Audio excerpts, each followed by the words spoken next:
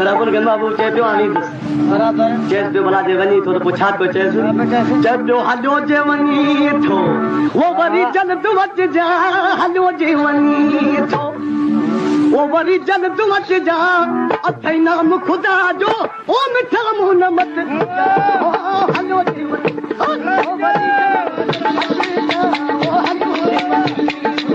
वरी जन तू वच जा अथई नाम खुदा जो ओ मिठा मुंह न मत हलो जे वनी ओ वरी जन तू वच जा हलो जे वनी वरी जन तू वच जा हलो जे वनी वरी जन तू वच जा अथई नाम खुदा जो ओ मिठा मुंह न मत हलो जे वनी